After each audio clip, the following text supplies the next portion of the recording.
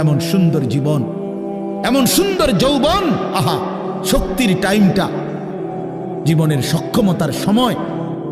ছোটবেলা তো ভাইয়া দুর্বল, বৃদ্ধ বয়সটাও দুর্বল। তোমাদের অনেক কিশোর নওজোয়ান একজনের গায়েও চাদর নাই, কিন্তু মুরব্বী সবগুলোর গায়ে চাদর। দেখো চাকায়া, এই চাচারা তোমার সব পরিচিত চাচা। অর্থ হইল এই বৃদ্ধের এই দুর্বলতা তাকে চাদর গায়ে দিতে বাধ্য করেছে।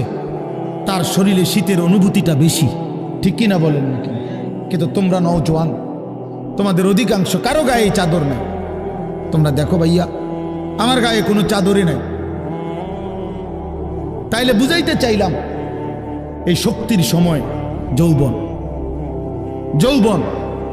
যুবক চাইলে পাহাড় কাইটা সমান করতে পারবে, যুবক চাইলে সাগর নদী মাটি দিয়ে ভরাট করে দিতে পারবে। একটা এলাকার যুবক ছেলেরা যদি চায়, সবার হাতে হাতে মদের বোতল পৌঁছাই দিতে পারবে। একটা সমাজের ছেলেরা যদি চায়, সবার হাতে হাতে নামাজের মুসল্লাও তুলে দিতে পারবে। অতএব ছেলেরা, তোমরা যারা যুবক আয়োজন করছো, আমি তোমাদের উৎসাহ দেই, একটু আগাও, এখানে থাইমা যাইও না। একটা মাহফিল করছি, এক ফোটলা বিরিয়ানি খাওয়াই দিছি, খালাস না বন্ধু, একটু আগাও। তোমরা আবার বসো, যে কয়জনে মাহফিলের আয়োজন করছো তোমরা আবার বসো, যে আমরা কেমনে আটটু ভালো হইতে পারি, আটটু চরিত্রবান হইতে পারি, আমরা কেমনে নিজেরা নামাজ ধরতে পারি।